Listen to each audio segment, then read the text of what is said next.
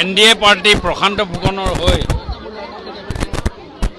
8-12 আৰু 13-14 8-12 এখন আৰু 13-14 এই 4টা ৱাৰ্ডত দুখনকৈ সভাত অগণন ৰাইজৰ সঁহাৰি লগ পালোঁ আৰু ৰাইজৰ এই স্বতঃস্ফূৰ্তভাৱে ওলাই আহি আজি এই সভাখনত যোগদান কৰাৰ কাৰণে মই তেখেতসকলক বিশেষভাৱে ধন্যবাদ জ্ঞাপন কৰিলোঁ। চাওক এই 4টা ৱাৰ্ড ভাৰতীয় জনতা পাৰ্টিৰ হৃদপিণ্ড। গত দিনবিলাকত এই ৱাৰ্ডকেইটাৰ পৰা যথেষ্টখিনি সঁহাৰি পাইছোঁ আৰু যোৱা দিনবিলাকত ভাৰতীয় জনতা পাৰ্টিৰ চৰকাৰখনে যিবিলাক উন্নয়নমূলক কাম কৰিছে তাৰে প্ৰতিফলক হিচাপে আজি ৰাইজ ওলাই আহিছে আৰু এইকাৰণে আজি এই সভাখনৰ নিৰ্বাচনী সভাত ইমানখিনি মানুহ গোট খোৱাৰ পৰিলক্ষিত হৈছে, যিটো আপোনালোকৰ চকুৰ আগত আছে। মাননীয় মুখ্যমন্ত্ৰী ডক্টৰ হিমন্ত বিশ্ব শৰ্মা ডাঙৰীয়াৰ নেতৃত্বত গত দিনবিলাকত ইয়াত ড্ৰেইন ইত্যাদি বনাবৰ কাৰণেও যথেষ্টখিনি পইচা এলটমেণ্ট দিছিল। সেইখিনি পইচা দিয়াৰ ফলতো ৰাইজ যথেষ্ট সন্তুষ্ট লাভ কৰিছে আৰু যিখিনি কাম কৰাৰ মই প্ৰয়াস কৰিছোঁ বা তেওঁলোকৰ লগত যিটো বাৰ্তালাপ কৰিছোঁ ইত্যাদি গোটেইখিনি কথাত যথেষ্ট তেওঁলোক সন্তুষ্ট লাভ কৰিছে আৰু সেই সন্তুষ্ট লাভ কৰাৰ প্ৰকৃতত আজি ইমানখিনি মানুহ গোট খাইছে। মই তেখেতসকলক ধন্যবাদ জ্ঞাপন কৰিছোঁ। বিশেষকৈ মাননীয় মুখ্যমন্ত্ৰী মহোদয়ক ধন্যবাদ জ্ঞাপন কৰিছোঁ। সূক্ষ্ম কথাবিলাক তেখেতে চিন্তা কৰি তেখেতে এই ধৰণে যে অঞ্চলবিলাকৰ উন্নয়নৰ কাৰণে চিন্তা কৰে সেই চিন্তাৰ প্ৰতিফলন এনেকৈ হৈছে। আজি কেইখন মিটিং আজি সব মিলাই মই এতিয়া 6খন মিটিং কৰিলোঁ। এই 6খন মিটিঙৰ আমাৰ পঞ্চায়ততো কৰিছিলোঁ আৰু এতিয়া এই দুখন আমাৰ এই টাউনত 8-12 এখন ৱাৰ্ড আৰু 13-14 ৱাৰ্ডত এইখন মিটিং আপোনালোকৰ চকুৰ আগতে আছে।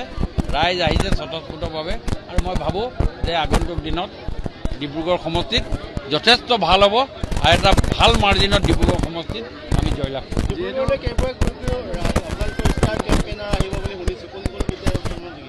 ষ্টাৰ কেম্পেইনাৰটো আহিব কাইলৈ দেওবাৰে মন কী বাত কৰিবলৈ আমাৰ নীতিন নবীন ডাঙৰীয়া আহিব।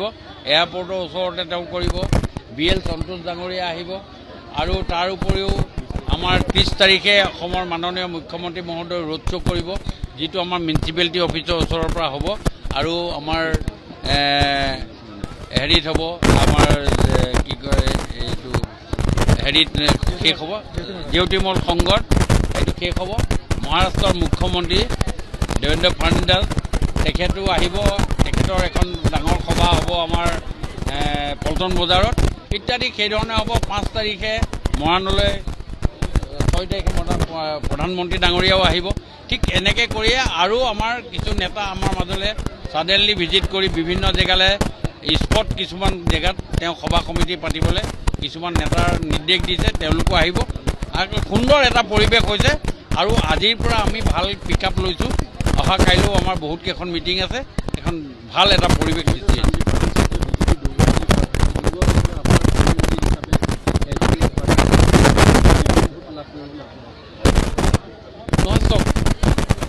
ইয়াৰ মানুহৰ অন্তৰত প্ৰশান্ত ফুকনক সোমাই আছে।